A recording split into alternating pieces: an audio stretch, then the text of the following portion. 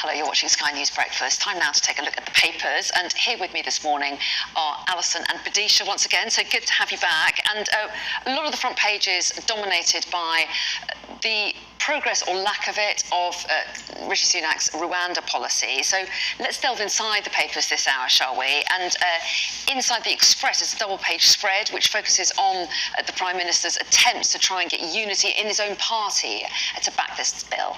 This is really a story about Rishi Sunak, and that's why the papers across the board are having such a field day with it. The government's own legal advisors have said that his plan to deport asylum seekers to Rwanda is 50% likely to not happen. That is, it has a 50% failure rate, and he's trying to get it over the line using emergency legislation. He also has to convince two opposite wings of his party, so those who think he hasn't gone far enough and those who think he's gone too far, and this is all just extremely random and bears the hallmark of the ex-Home Secretary Suella Braverman all over it. So he's trying to unite the party. The real story is, I think, that he's not enormously popular within his own party. He's having to corral support even before we get to the stage of him addressing voters and talking about the upcoming election. Well, that's right. And some say the election could be sooner rather than later if this doesn't go through, because obviously he's staking his authority on it.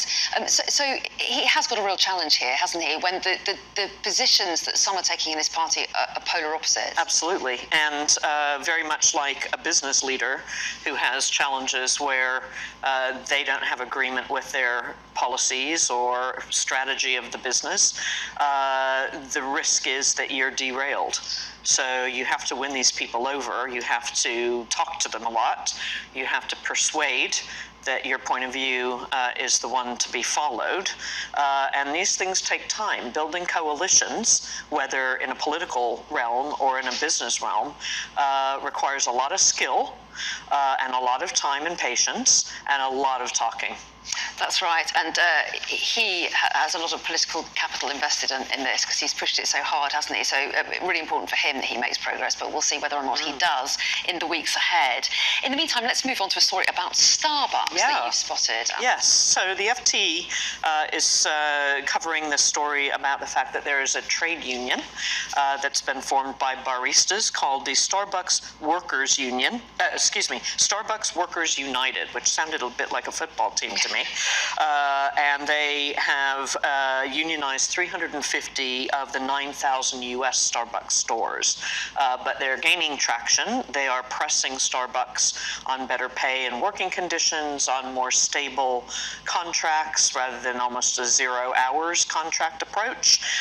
And this obviously has the leaders in Starbucks very nervous, because if this catches on and more Starbucks baristas engage in joining this movement, this could mean that Starbucks will have to pay more, but in the long run, maybe also if they pay more, you know, maybe customers get a better service, maybe also more customers come back because they know that the employees of the company are being looked after.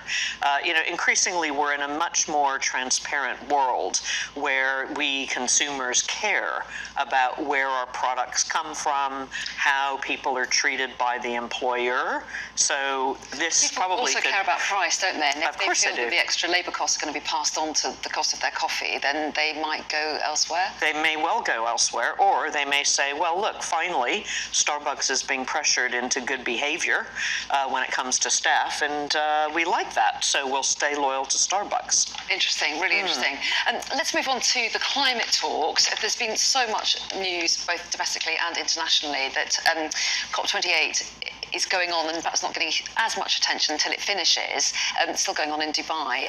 So what's the Guardian's take this morning? This is really interesting because on the one hand, you mentioned the relatively low levels of coverage, and yet at the same time, of course, all the other headlines for the last 2 or 3 years have been about the climate and the climate emergency. There's so much activism around it.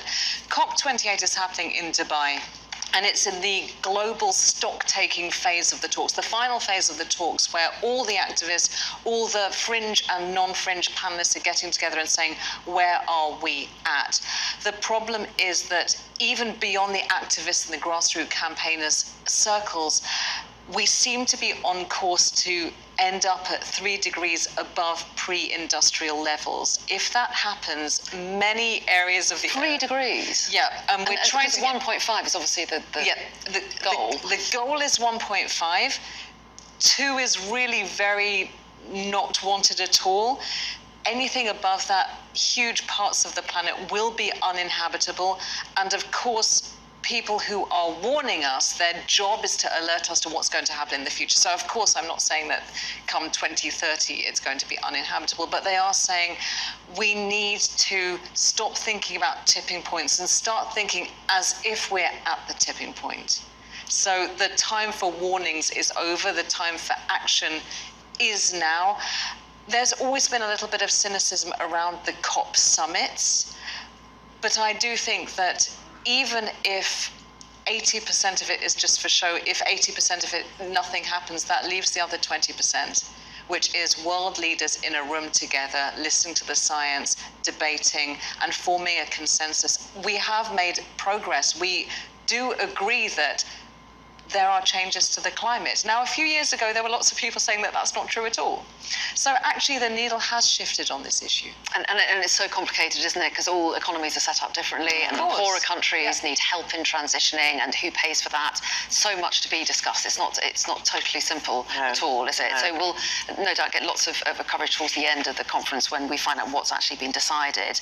I think we should talk about I'm dreaming of a soggy Christmas. It's not the words, is it? But that's apparently what we're going to get. Is it, Vidisha, you've spotted this? We don't need to dream of a soggy Christmas because the odds are on that we'll have one. So you can park your dreams. These are some of the dreams that will be fulfilled in 2023. Climate forecasters are saying that we've got a soggy few weeks ahead of us. That does include Christmas Day, unfortunately. But Ladbrokes, the bet makers and bet takers, are saying there's also a 1 in 2 chance of having a white Christmas. However, the bar for a white Christmas is really quite low. Literally a few snowflakes have to fall upon a certain area of various weather stations. Whereas in my head, a white Christmas looks like the front of a Christmas card. Yeah, with like foot deep. Little cottages covered in snow, a few robins pecking around. It's not that. I don't think I ever remember a white Christmas. I don't. Really? I did a few years ago. Oh, really? Here, London certainly. Maybe it's too busy. Yeah, the rest of the country is covered. I was too in busy snow. eating and watching TV. I think a year ago it was snowy around the 20th of December. I remember that. But Christmas Day it was spent 24 hours on the couch. that sounds like the way to go. I know. And while we're talking of slobbing around on the couch, there's not slobbing around. Sorry, that was very rude. Excuse me, I do apologise. I misrepresented you there. Lying elegantly on a chaise longue. How about that? Let's take us to. It makes me think of junk food. Let's take us to junk. Yes, well, how relevant. What a great segue. Well, there is this story that suggests that junk food companies are doing irresponsible marketing. And again, as a marketer, I pay attention to these things because it gives us a bad reputation if companies are, targeting children and adults with ultra-high processed foods at super low prices to encourage consumption of them. So a few well-known names, including the TV presenter Chris Van Tulleken, is suggesting that we need to avoid these foods at all costs. They're high in cholesterol, they're high in salt, they are not a healthy option very often. But at this time of year, we're prone, because it's Christmas and New Year's, to consuming, all sorts of strange concoctions that don't normally exist at any other point in the year. But the marketers are being accused of having the same pulling power as tobacco companies and getting us hooked on these foods. And once you develop a taste for them, it's very hard to change your palate to a new behavior and go back to the fresh fruit and veg and all the other things that you might have been on prior. It's difficult though, isn't it? Because at Christmas people have such traditions and it's comfort and it's celebration, and you kind of feel it's a different time of year. Yeah. Rules don't count. And you want to give yourself a treat, so you say to yourself, well, let's just begin the treat. So you start having, guilty here, at least one mince pie a day.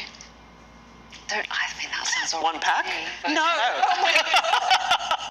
No, but Speak for yourself. But I've begun. It's 2 weeks away, and I've already started saying to myself, "Oh, it's just a treat. It's just a treat." A little boost. Yeah, yeah.